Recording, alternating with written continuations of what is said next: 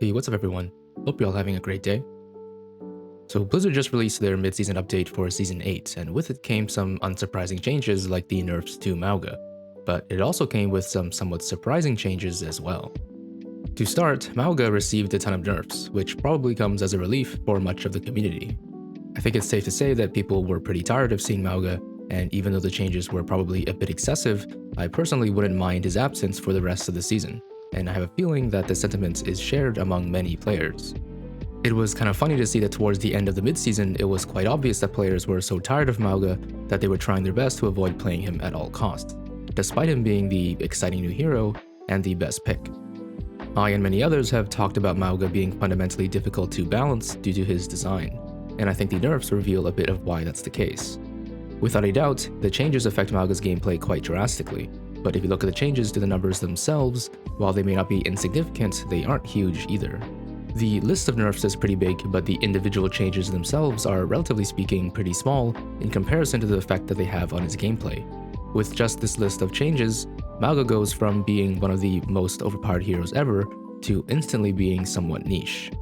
When small number changes lead to big effects on gameplay, it's probably a sign that it will be difficult to find a feasible middle ground between being over and underpowered.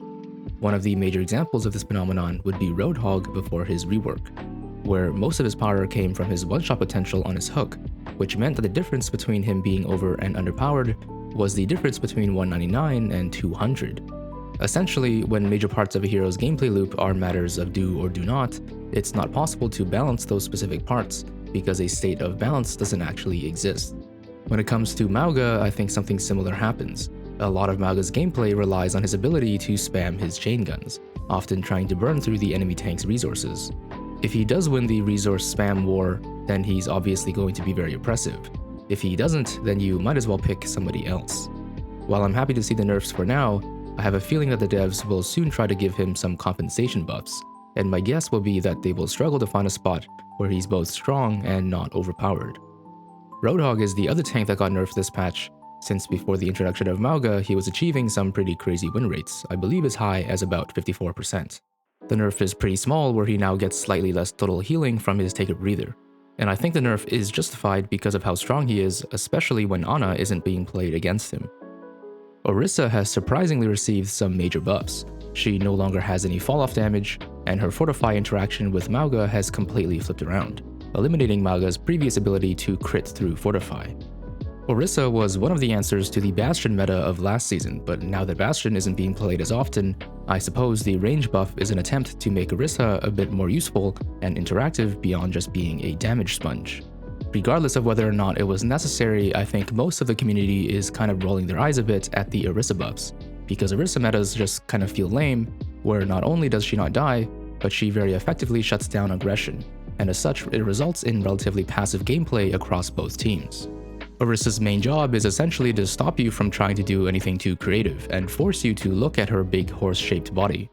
In my opinion, I don't actually think it's a bad thing to give what are traditionally considered brawl tanks more range. Since there's only one tank, brawl tanks can sometimes feel excessively out of place in certain situations, in particular in situations with long sightlines and large open spaces. A lot of tanks just simply don't have the range to even interact meaningfully with anyone except maybe the other enemy tank. And if we're being honest, 6v6 will never return, and so giving the now singular tank more flexibility is going to be necessary if we want more tanks to be viable in a wider range of situations.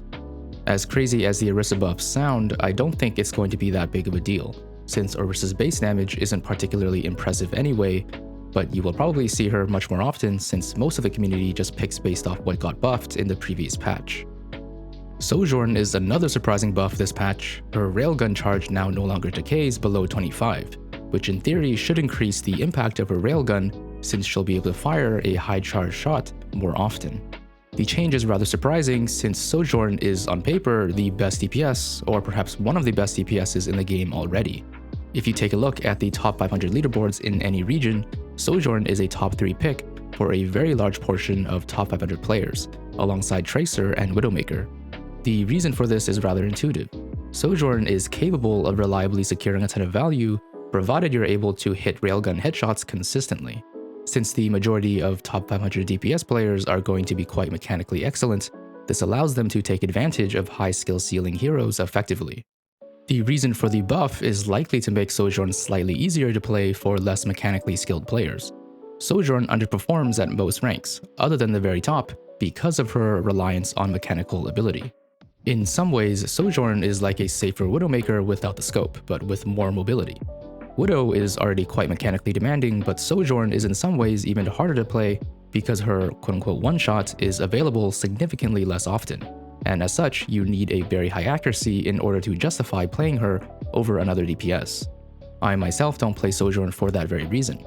My accuracy on single-shot weapons is pretty bad, and so playing Sojourn wouldn't make much sense if I'm trying to win the game.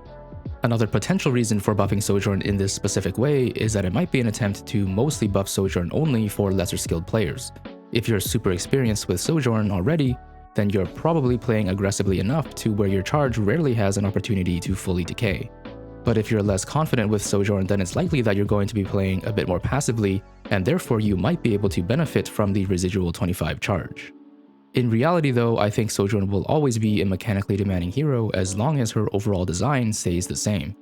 Since her primary fire doesn't do a ton of damage, she will always be reliant on hitting railgun shots in order to be successful, which is something that less mechanical players will always struggle with.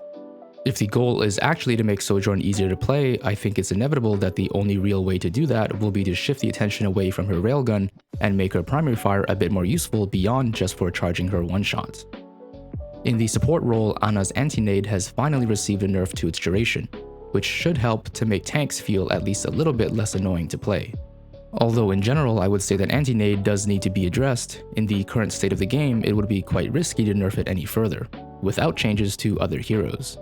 Healing and survivability in general is quite strong, and aside from one-shots, Ana is really the only answer for it, and so as much as I want anti-nade to be reworked, it's unfortunate that a lot of the game relies on the existence of anti-nade, which I think says more about the state of the game as a whole than about Ana herself.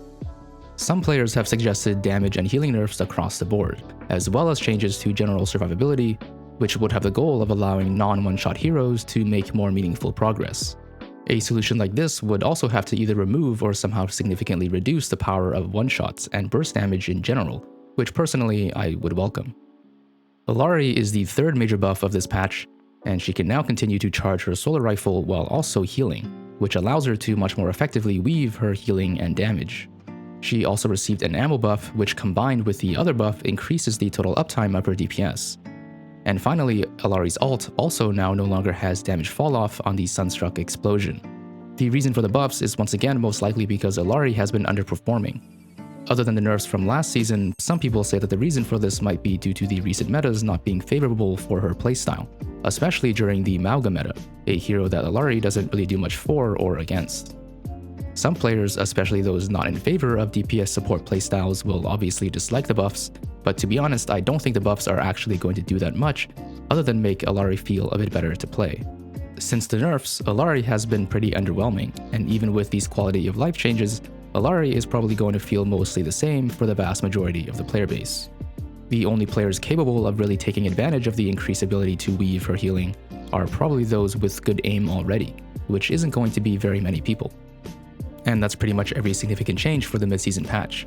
For the most part, I would say the community isn't particularly fond of most of the changes. In my opinion, the changes aren't as terrible as the community seems to say that they are, but I think the reason that people are unhappy with the patch is that there are plenty of issues that could have been addressed, and the ones they ended up going with for the mid-season just don't seem particularly urgent, even if they're justified. There are still a lot of heroes that just aren't in very good spots that seem to be ignored every patch. I speculate that there are a lot of heroes that have pending reworks, and so they aren't being changed because they're going to be reworked anyway. And that's all I have to say for now. If you made it this far, I want to thank you for watching. Let me know in the comments section what you think of the mid-season patch. If you enjoyed the video, consider subscribing and leaving a like and comment to support the channel. And with that, I hope you have a wonderful day.